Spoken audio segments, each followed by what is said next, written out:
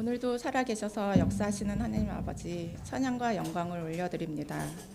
언제나 저희를 붙드시고 사랑하여 주시는 주님, 오늘도 예배의 자유로 인도하여 주시니 감사합니다.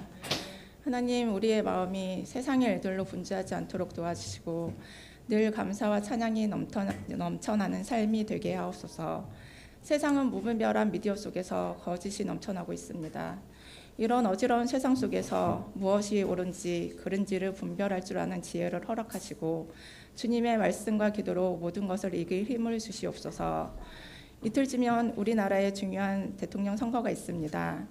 하나님, 우리나라를 긍휼히 여기사 분열된 나라를 통합으로 이끌 수 있는 지도자가 되게 하시고 진심으로 나라를 사랑하고 하나님을 두려워하는 지도자가 세워져 하나님 뜻 가운데 이 나라가 바로 세워지기를 간절히 기도하니 역사하여 주시옵소서.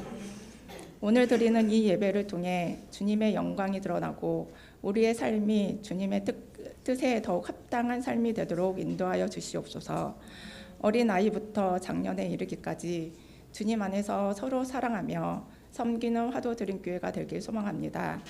교회 안에서 서로 섬기며 주님의 사랑과 은혜를 널리 전하는 우리들 되게 하여 주시옵소서. 말씀을 선포하시는 목사님께 성령의 능력을 더하여 주셔서 선포되는 말씀이 듣는 이들로 하여금 치유와 위로, 회복의 말씀이 되게 하시고 모든 성도들이 말씀으로 변화되어지는 믿음을 허락하여 주시옵소서. 모든 예배의 시간 함께하여 주실 줄 믿사옵고 예수님의 이름으로 기도합니다. 아멘.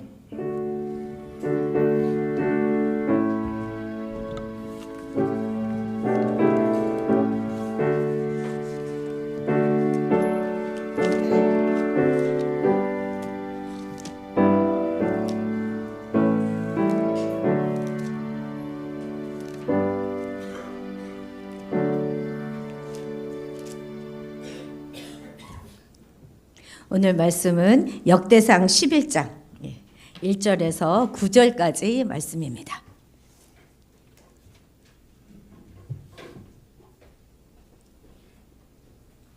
역대상 11장 1절에서 9절 말씀입니다. 함께 읽도록 하겠습니다. 역대상 11장 1절에서 9절 말씀까지 한 목소리로 읽겠습니다. 온 이스라엘이 헤브론에 모여 다윗을 보고 이르되 우리는 왕에 가까운 혈족이니이다.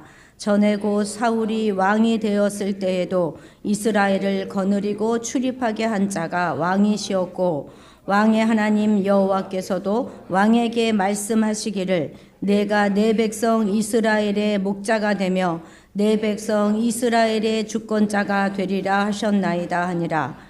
이에 이스라엘의 모든 장로가 헤브론에 있는 왕에게로 나아가니 헤브론에서 다윗이 그들과 여호와 앞에 언약을 맺음에 그들이 다윗에게 기름을 부어 이스라엘의 왕으로 삼으니 여호와께서 사무엘을 통하여 전하신 말씀대로 되었더라.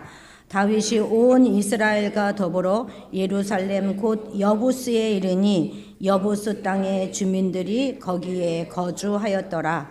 여부스 원주민이 다윗에게 이르기를 내가 이리로 들어오지 못하리라 하나 다윗이 시온 산성을 빼앗았으니 이는 다윗성이더라. 다윗이 이르되 먼저 여부스 사람을 치는 자는 우두머리와 지휘관으로 삼으리라 하였더니 수르야의 아들 요압이 먼저 올라갔으므로 우두머리가 되었고 다윗이 그 산성에 살았으므로 무리가 다윗성이라 불렀으며 다윗이 밀로에서부터 두루 성을 쌓았고 그 성의 나머지는 요압이 중수하였더라. 만군의 여호와께서 함께 계시니 다윗이 점점 강성하여 가니라. 아멘. 하나님께 특별 성경 속에는요 PPT로 돌려주십시오. 성경 속에는 이스라엘 왕들 역사를 다루고 있는 그런 책들이 있어요. 성경 이렇게 목록표를 보면 이게 이제 열왕기 상하가 그렇고 그다음에 또 역대상하도 동일해요. 이스라엘 왕들의 역사를 기록하고 있습니다. 원래 열왕기, 역대기 이렇게 됐는데 분량이 많다 보니 상하로 이렇게 구분한 것이죠. 그런데 왜 이스라엘 왕정의 그 시대의 이야기를 이렇게 두 번씩이나 반복하고 있는 것일까요? 과연 이 둘의 차이점은 무엇일까? 그것부터 오늘 같이 나누어야 되겠습니다. 이 열왕기서는요, 예레미야가 기록했다 이렇게 알려져 있습니다. 예레미야가 누구죠? 우리 공부했잖아요, 그죠? 남유다 멸망기에 활동했던 선지자입니다. 북이스라엘은 이미 다 멸망해서 없어졌어요. 그리고 이제 남유다도 그러면 이제 자기들 북이스라엘을 보고 이렇게 살면 안 되겠다 생각해야 되는데 똑같이 북이스라엘에 가는 길을 따라갑니다. 그래서 결국은 하나님의 징계를 받아서 바벨론에게 짓밟히고 성전은 불타고 그리고 거의 대부분의 사람들은 다 바벨론으로 끌려갑니다. 그런데 그러한 포로로 끌려가는 그 남유다인들에게 그들을 향하여서 너희가 왜 포로로 끌려가는지 기억해라. 하나님보다 바벨론 신 마르둑이 강해서 너희가 지금 망한 것이 아니다. 너희가 하나님과의 언약을 지키지 않았고 율법을 멸시했고 우상 숭배를 하면서 회개하지 않았기 때문이다. 이렇게 외치고 있는 책이 바로 이 열왕기서인 것입니다. 그래서 이 열왕기의 독자는 바로 포로로 끌려가는 남유다인들이죠. 그 핵심 키워드 주제는 뭐냐면 심판이에요. 왜 망했냐? 그걸 알아라 하는 것이 이 열왕기서입니다.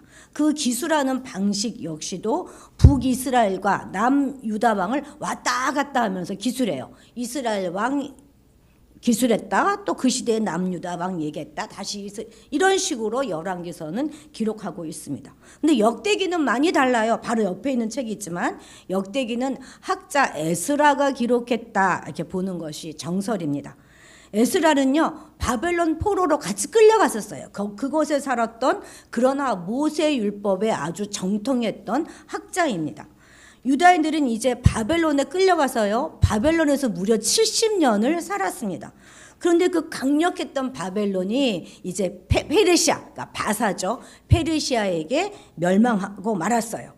그런데 이 페르시아 왕 초대 왕이었죠. 고레스 왕이 칙령을 발표하고 유다를 예루살렘으로 돌려보냅니다. 돌려보내서 거기서 성전을 재건하고 그곳에서 살게 한 거예요.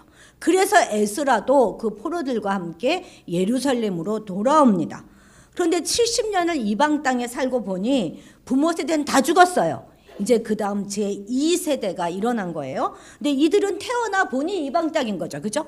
그러니까 예루살렘 성전을 본 적도 없고 하나님이 어떤 분이신지 모릅니다. 그리고 자신들의 고국어인 히브리어도 다 잊어버렸어요. 그 사람들이 돌아온 것이야, 예루살렘으로. 그러니까 에스라는 이들을 신앙으로 재무장시키고 하나님은 어떤 분이신지, 그리고 우리는 누구며 우리나라는 어떤 나라인가 하는 것을 다시 교육시킬 필요가 있었습니다. 그리고 역대기는 독자가 누구냐면 포로에서 귀환한 남유다 백성들인 것입니다. 그래서 이들에게 회복의 소망, 그것을 끌어올리려는 목적으로 기록되었습니다. 그래서 이 역대기의 키워드 주제는 뭐냐면 회복과 성전이에요. 성전을 건축하고 그 나라가 회복되는 것, 이것입니다. 그래서 한마디로 역대기는 어떤 책이냐고 우리가 말할 수 있냐면 유다인들의 영적 각성을 위해서 에스라가 기록한 역사 교과서다, 이렇게 우리가 기억하면 됩니다. 그런데 이 기술하는 방식도 조금 달라요. 그래서 완전히 북이스라엘은 제외시켜요. 왜냐하면 이제 돌아온 사람이 남유다인이잖아요. 그래서 오직 남유다의 왕과 남유다의 역사만 기록하고 있습니다. 근데 제가 오늘 역대상을 이제 오늘부터 설교하겠습니다 이렇게 말씀을 드리고 지금 갑자기 11장으로 왔잖아요. 1장부터 10장을 건너뛰었단 말이죠. 왜냐하면 자, 이렇게 역대상은 크게 둘로 나눠져요. 9장까지는 주로 뭐냐면 완전히 족보 이야기예요. 족보 이야기. 계속 사람 이야기만 사람 이름만 계속 나옵니다. 누구부터 시작하냐면 그것이 바로 아담부터 시작하는 거예요. 아담부터 시작해서 각 지파의 이름들, 돌아온 사람들의 명단, 거기에 또 뭐 찬양대의 명단 쭉 계속 이름만 나와요. 역대상 1장에 무려 몇 명의 이름이 나오냐면 191명의 이름이 나와요. 1장에만. 그래서 정말 읽기가 너무 힘들어요. 성경 통독하다가 걸러 넘어지는 부분이 바로 이 부분입니다. 그런데 왜 이렇게 사람들의 이름만 쭉 기술했겠습니까? 이것이 이 사람 한 사람이 바로 이스라엘의 역사라는 거예요. 우리 한 사람이 화도드림교회의 역사라는 것입니다. 아담부터 시작해서 이스라엘의 기원과 존속은 이미 창조 때부터 계획된 하나님의 섭리였다 하는 것을 요약해주고 있는 것이죠. 그 굴곡진 역사 가운데서 그들이 바벨론 포로에서 거기에 끌려갔지만 다시 약속의 땅으로 돌아올 수 있었던 이유는 너희가 하나님의 언약 백성이었기 때문이다 하는 것을 이 족보를 통하여서 상기시켜주고 있는 것이죠. 귀환 후의 현실은요, 정말 기대와는 달리 암담했습니다. 그들은 꿈을 가지고 예루살렘으로 돌아왔지만 예루살렘은 완전히 폐허가 되어버리고 말았어요. 성전도 다 무너졌고 성벽도 다 무너졌어요. 그런데 지금까지 이렇게 우리 민족을 이렇게 끊임없이 돌보고 계셨으니 이제 이후에도 이렇게 돌보실 것이다 하는 소망의 빛은 사라지지 않을 거야. 그것을 강조하고 있는 것이죠. 그리고 이제 본격적인 이야기가 우리가 지금 읽었던 이 11장에서 다윗의 이야기로부터 시작되는 거예요. 그러니까 이 지금 역대상의 본격적인 이야기는 다윗 이야기부터 시작합니다. 근데 여러분 좀 이상하지 않습니까? 이스라엘의 통일 왕국은 어떤 왕부터 시작하죠? 사울 왕부터 시작하잖아요. 그런데 사울 왕에 대한 기록은 딱 10장에 한 장밖에 안 나와요. 어떤 거가 나오냐? 사울 왕은 길보아 전투에서 사망합니다. 블레셋과 전투에서 스스로 자결하고 말죠. 죽었어요.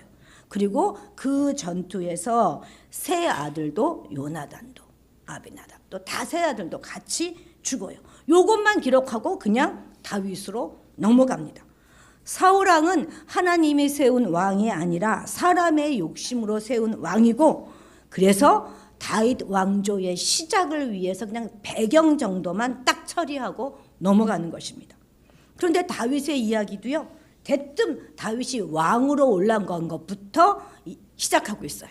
다윗이 소년의 시절이었던 거, 그때 이야기도 다 빠지고 골리앗과의 전쟁, 또 광야로 도망가서 사울 왕을 피해가지고 도망자의 신세가 돼서 10년 넘은 세월을 살았던 모든 이야기도 하나도 없어요.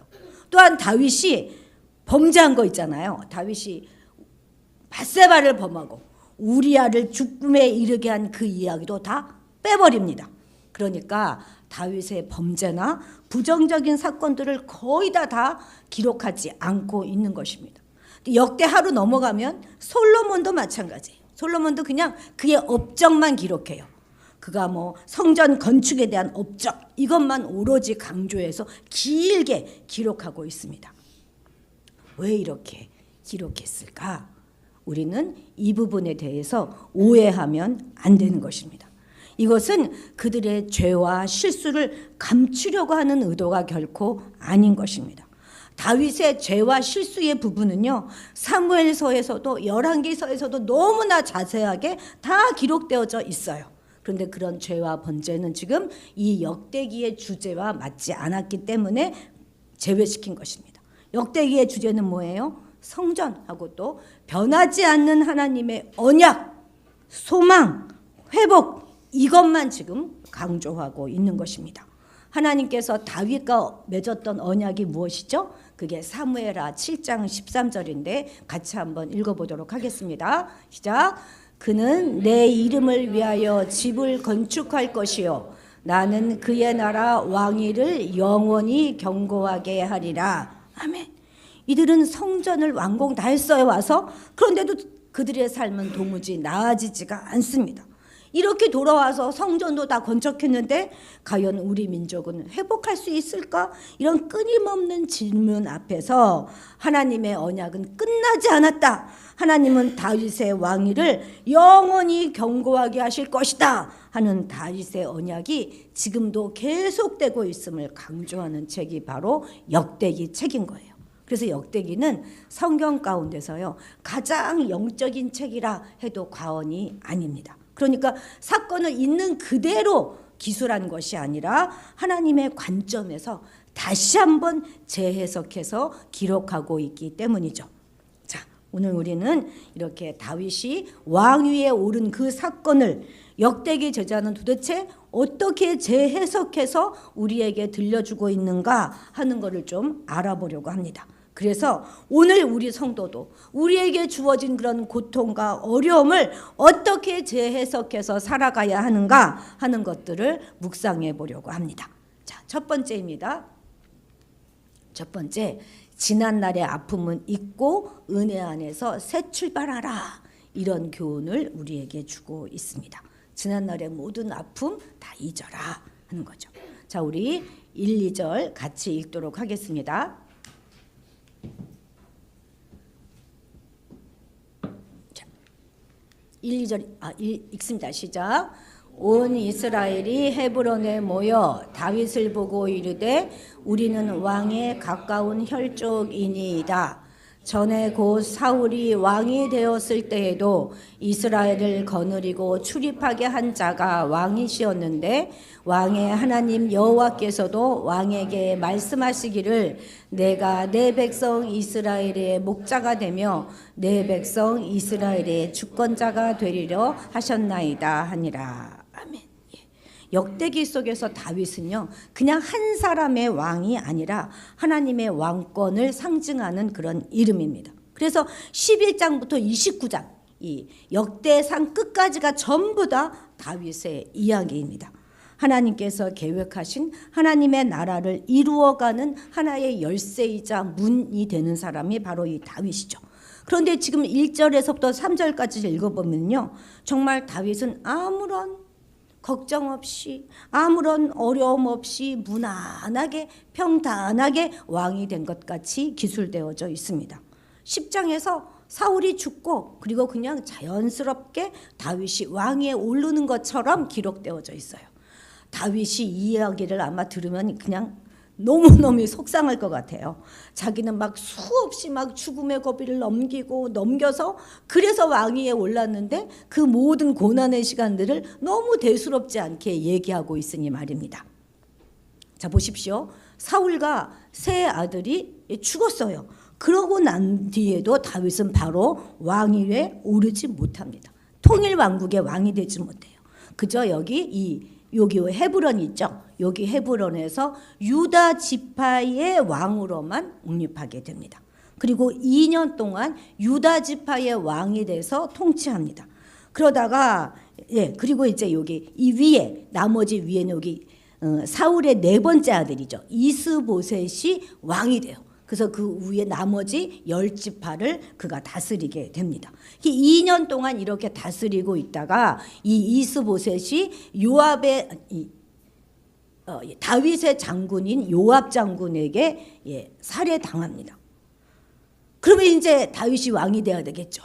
그런데 그러고도 왕이 되지 못해요. 얼마 동안? 무려 5년 동안. 그래서 이 5년간 이 다윗의 집안과 사울의 집안과 사이에는 끊임없이 크고 작은 전쟁이 일어납니다. 그래서 7년 반 동안 다윗은 전체 이스라엘의 왕에 오르지 못하고 그냥 유다 왕으로만 살았습니다. 그러니까 사울이 죽은 후 7년 반 동안이나 통일 이스라엘 왕으로 그가 인정받지 못했다는 거예요. 여러분 7년 반이 짧은 시간입니까? 긴 기다림의 시간이었는데 지금 역대기 저자는 너무나 수월하게 쑥 왕이 된 것처럼 이야기하고 있는 것이죠. 그 기간이 얼마나 서름과 모욕의 시간이었겠습니다. 그런데 그냥 묻어둬요. 지금 역대기 기자는 다윗이 왕이 되었다 그 하는 사실이 너무나 감격스럽기 때문에 드디어 하나님이 통치하시는 나라가 되었다 하는 것이 너무 감사하고 은혜였기 때문에 다윗의 고난, 다윗의 아픔, 다윗의 눈물 이걸 다 지워버리고 오직 하나님이 어떻게 다윗을 통하여 영광을 받으셨는가 하는 그것만을 드러내고 있는 것입니다. 그러니까 무슨 말이에요? 때로 잊어버리는 것도 은혜라는 말입니다. 지나간 날들이 너무나 아프고 너무나 억울하고 너무나 분해요. 도무지 용서되지 않습니다. 그렇지만 지금 내가 받은 하나님의 은혜가 너무 커서 그 상처는, 그 아픔은 하나도 문제가 되지 않는다는 것이죠. 이런 역대기의 시각은 오늘 우리에게 굉장히 중요합니다.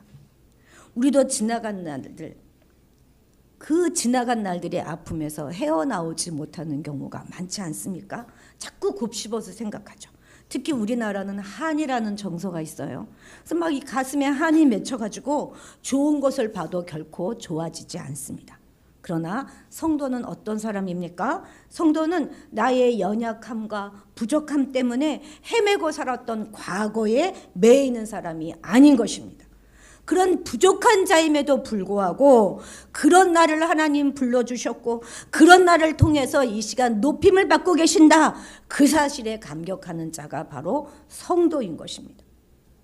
아니 네가 뭔데 하나님께 예배해? 네가 어떻게 하나님께 나와? 너 같은 죄인이 너의 연약한 자의 예배를 하나님 결코 받지 않아.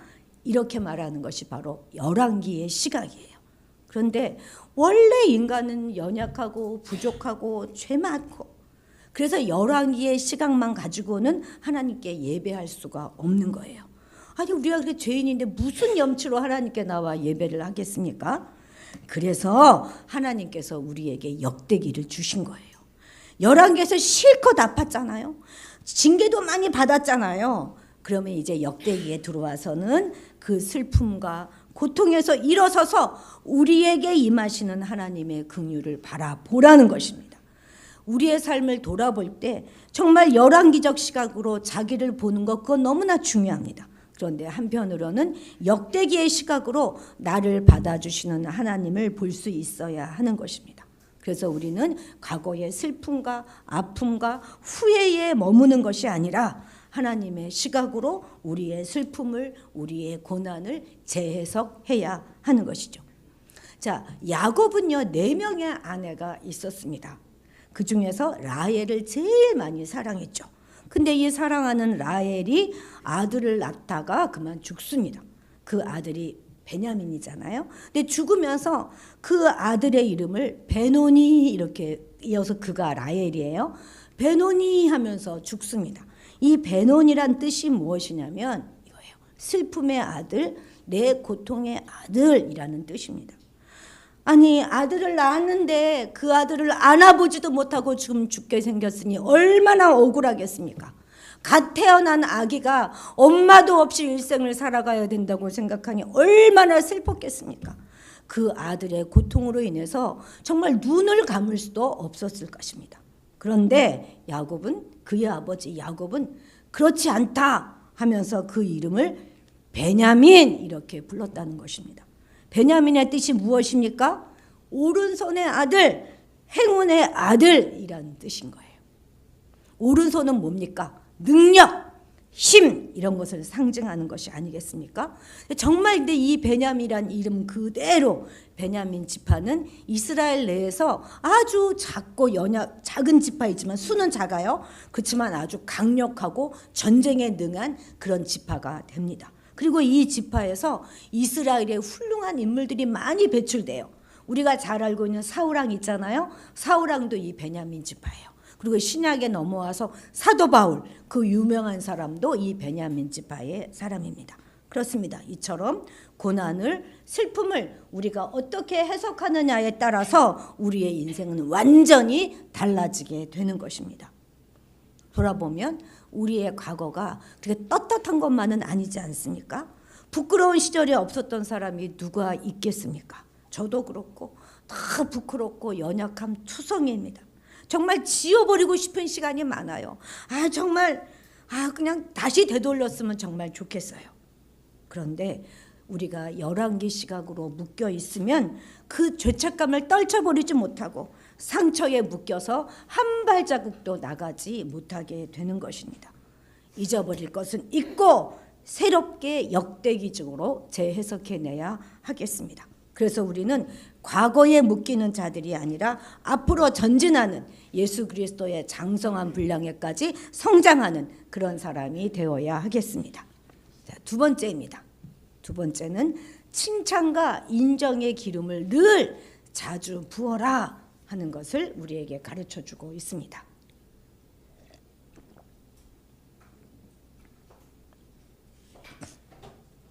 자, 3절 같이 읽겠습니다. 이에 이스라엘의 모든 장로가 헤브론에 있는 왕에게로 나아가니 헤브론에서 다윗이 그들과 여호와 앞에 언약을 맺음에 그들이 다윗에게 기름을 부어 이스라엘의 왕으로 삼으니 여호와께서 사무엘을 통하여 전하신 말씀대로 되었더라. 아멘. 여기서 이스라엘의 모든 장로들, 이 사람들은 누구냐면 사울에게 속했던 장로들을 말하는 거예요. 이미 왕이 죽고 7년이나 지났는데 버틸 만큼 버티다가 이제 유다의 왕인 다윗에게로 나온 사람들입니다. 그리고 드디어 다윗에게 기름을 부어서 이스라엘 왕으로 삼습니다. 이스라엘은 왕이나 선지자, 제사장들을 세울 때 아주 중요한 의식으로 기름을 붓거든요. 그런 의식을 치루었다 하는 것입니다. 그런데 다윗은 왕위로 오를 때까지요 3번의 기름 부음을 받아요. 첫 번째는 뭐냐면 아주 어렸을 때 사무엘이 이새의 집 아버지의 집으로 찾아와서 이 막내 아들인 다윗에게 기름을 부었습니다. 아주 어린 막내 아들이었음에도 불구하고 하나님으로부터 왕으로 선택을 받아요. 그리고 두 번째는 언제냐면 유다 왕이 되었을 때 기름 부음을 받습니다. 특히 요 세 번째가 지금 읽었죠. 7년 반이나 다윗을 거부했던 이스라엘 장로들이 와서 다윗에게 기름을 붓습니다. 근데 굳이 또 기름을 부을 이유가 뭐가 있겠습니까? 그냥 왕이 되주십시오 이렇게 말해도 되지 않겠습니까? 그런데 또 기름을 부었다지 않습니까? 그럴 때 다윗이 얼마나 힘이 되었겠습니까? 완전히 감동의 물결이 되었을 것입니다. 첫 번째 기름 부음은 분명히 하나님이 하신 거예요. 하나님의 선택의 기름 부음이었어요.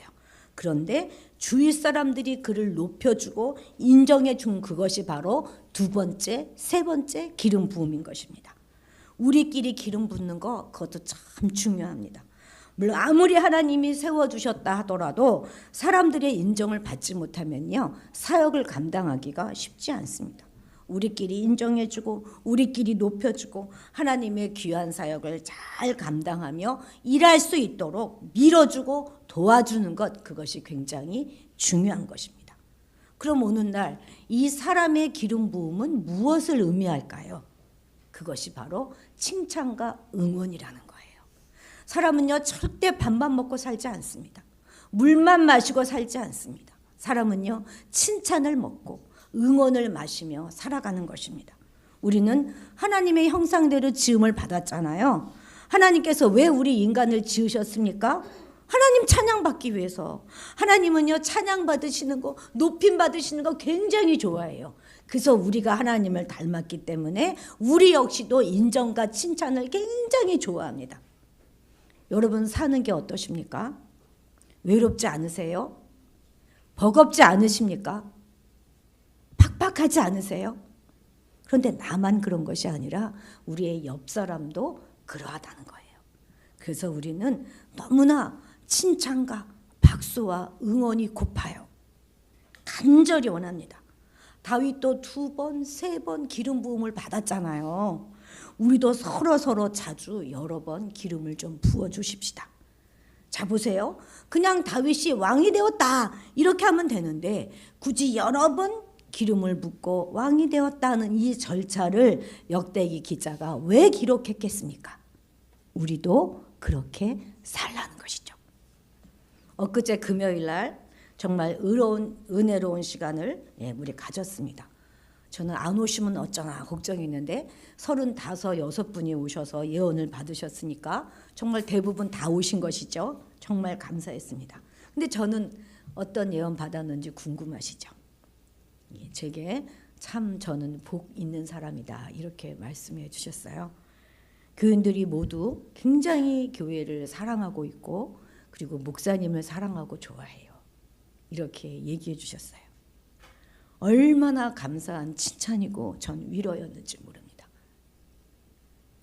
사실 목회자라고 하는 자리가 굉장히 외로운 자리예요. 근데 그 한마디가 저에겐 너무나 큰 힘이 되었습니다. 그 어떤 말로 그만큼의 위로가 되겠습니까? 이런 위로와 칭찬이 우리 모두에게 다 필요한 것입니다. 제 화장대 옆에 이 벽에는 카드 하나를 제가 붙여놓은 게 있습니다. 오래전 제 생일 때 우리 시은이가 저에게 써준 카드입니다. 이제는 다 컸다고요. 그런 카드 나무랭이는 적어주지 않습니다. 그런데 그때는 막 삐뚤빼뚤한 글씨로 써줬어요. 할머니는 참 좋은 할머니예요. 할머니 많이 사랑해요. 내가 커서 아들을 낳을 때까지 꼭 살아계세요. 이렇게 써서 제게 줬어요. 도저히 제가 버릴 수가 없었어요. 그래서 제가 이렇게 옆에다 붙여놓고 때때로 이렇게 봅니다. 얼마나 힘이 되는지 몰라요. 사실 가장 칭찬받기 어려운 상대가 가족 아니겠습니까? 그런데 가족의 칭찬과 응원이 얼마나 힘이 되는지 모릅니다, 여러분. 우리 교우 여러분들 중에 어떤 분이 저에게 톡을 보내시면서 존귀하신 목사님 이렇게 해서 보내주신 분이 계셨어요. 늘 그 호칭이 제 머릿속에 맴돕니다. 그래, 난 존귀한 사람이야. 이렇게 마치 새삼스럽게 늘 되뇌이곤 합니다. 그리고 저를 다독거리면서 많이 위로를 받습니다. 이런 기름 부음이 여러분의 가정마다 넘치게 되기를 기도합니다. 우리 교회 안에 여러분의 일터 안에 넘치게 되기를 소망합니다. 하나님이 당신을 통해서 놀라운 일을 하실 것입니다. 이렇게 서로 인정해주고 박수 쳐주고 높여주십시다. 한번 연습 한번 해볼까요? 옆 사람에게 하나님이 당신을 통해 놀라운 일을 하실 것입니다. 길어서 못 해보겠다 그러면 안 돼요. 자, 모두 한번 해보십시오.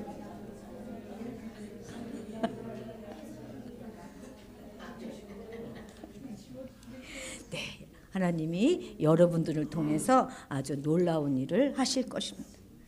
부모가 자식에게, 또 자식이 부모에게, 남편이 아내에게, 아내가 남편에게 당신 같은 사람은 없습니다. 당신이 바로 하나님이 살아계신 증거입니다. 이렇게 칭찬하고 높여주어야 하지 않겠습니까? 자꾸 기름을 부어주어야 한다니까요. 우리 남편은 나가면 참 잘한대요. 근데 저한테만 잘 못한대요. 그래서야 되겠습니까? 그죠? 먼저 가족에게, 남한테 잘하는 것도 중요하지만 가족에게 먼저 잘해야 되겠죠. 우리 서로 기름 부음으로 복된 가정, 복된 교회, 복된 일터 되시기를 축복합니다. 자, 세 번째입니다. 세 번째 뭡니까? 급한 일, 쉬운 일, 재미있는 일보다 중요한 일을 먼저 해야 한다는 것입니다. 자, 우리 5절 같이 읽도록 하겠습니다. 다 기록하셨죠? 중요한 일 먼저 알아. 읽습니다. 시작.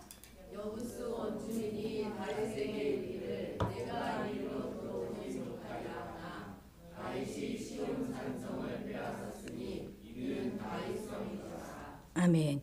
다윗이 왕이 된 후에 제일 첫 번째로 한 일이 바로 예루살렘을 빼앗은 일이라는 거예요.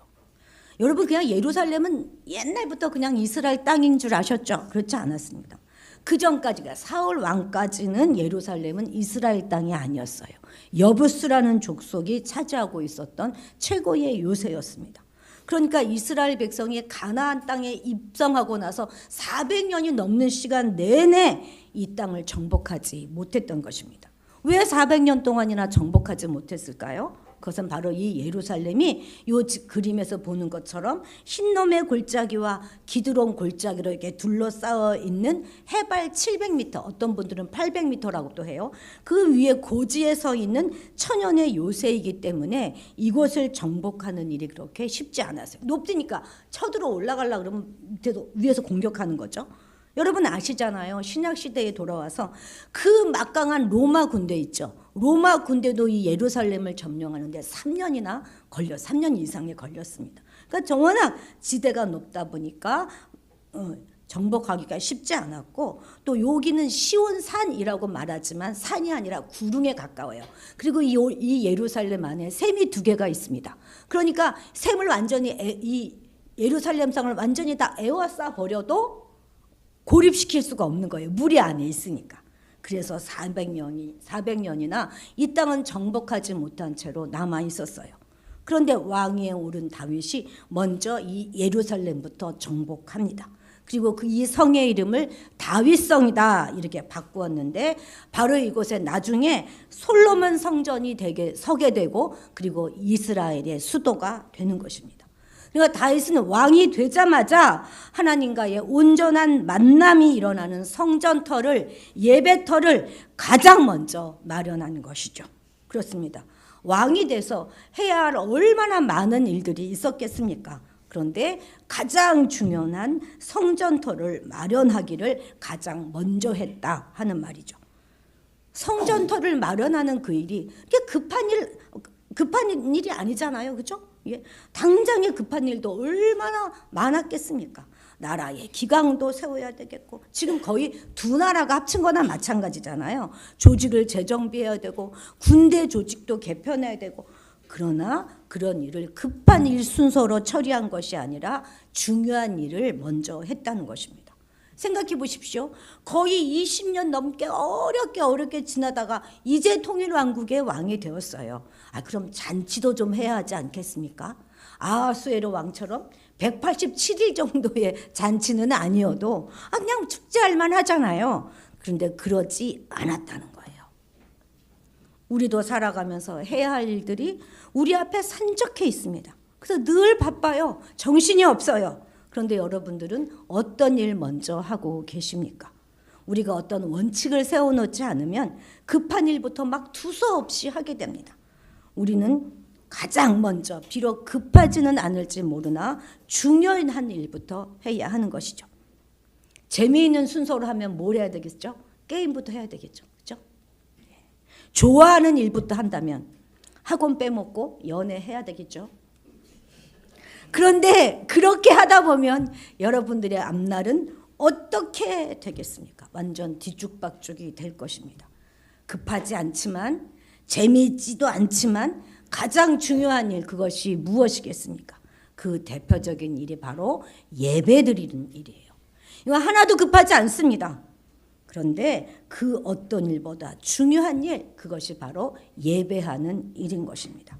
시험 준비하느라 학원 가는 것보다 말씀 보는 것, 기도하는 것, 이런 모든 것들은 굉장히 중요한 일이기 때문에 무엇보다 먼저 해야 하고 정성껏 해야 하는 것이죠. 그래서 우리 교회는 시험 기간이라 예배 빠진다 하는 말 통하지 않습니다. 연애하느라 예배 올 수 없습니다. 이 말 허락하지 않습니다. 또 있습니다. 이 땅에 포괄적 차별금지법을 막아내는 일 또한 당장은 급한 일이 아닐지 모르나 아주 중요한 일입니다. 정말 중요한 일이에요. 우리 부모 세대에 그것이 뭐 이렇게 급하겠습니까? 그냥 그럭저럭 살다가 주님 부르시면 그냥 가면 그만입니다. 그러나 이것은 우리 다음 세대에게는, 그리고 우리 교회에는 사활이 달린 문제입니다. 며칠 전 제가 한 영상을 보고 그 영상을 밴드에다 올려놨습니다. 여러분 시간 되실 때 꼭 보시기 바랍니다. 우리 3세 아이들이 보는 동화책이 어쩜 그렇게 적나라한 그림으로 도배되어져 있는지 소름이 끼칠 정도입니다.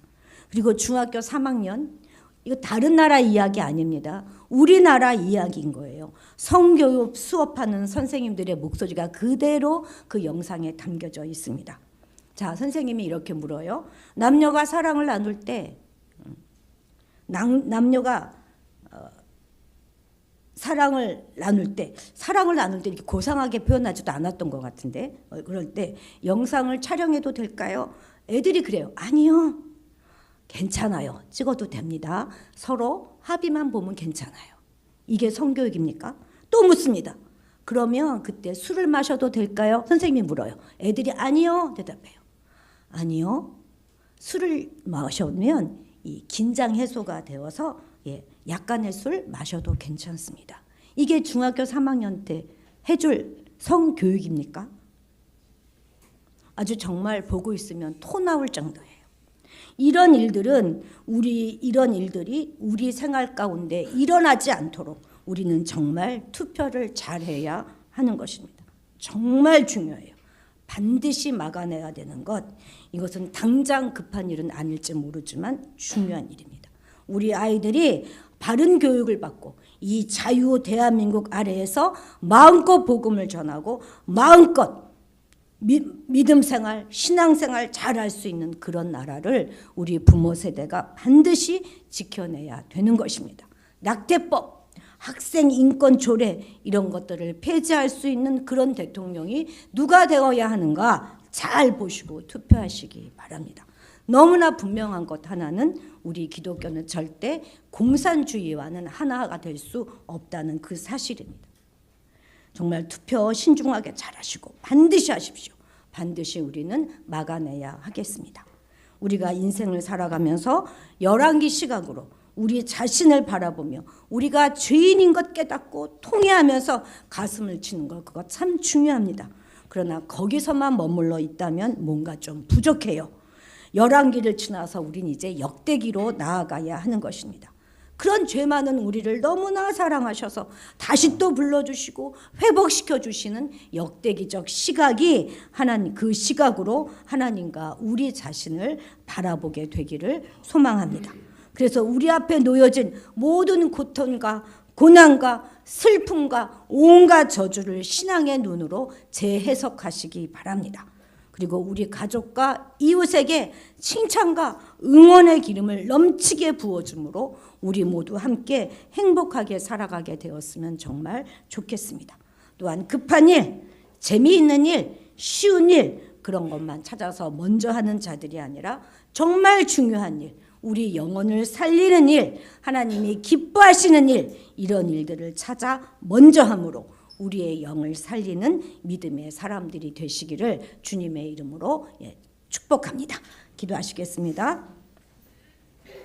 부족하고 실수가 많고 죄 많은 우리를 여전히 사랑하여 주시고 우리를 회복시켜 쓸만한 하나님의 사람으로 세워가시기를 원하시는 하나님 아버지, 우리가 과거의 아픔과 슬픔에 상처에 묶여있는 것이 아니라 뒤에 있는 것은 다 잊어버리고 앞에 것을 잡으려고 쫓아가며 우리의 인생을 재해석하여 늘 씩씩하고 행복하게 살아가는 우리가 되게 도와주옵소서. 감사드리며 예수님의 이름으로 기도드렸습니다. 아멘. 찬송가 384장입니다.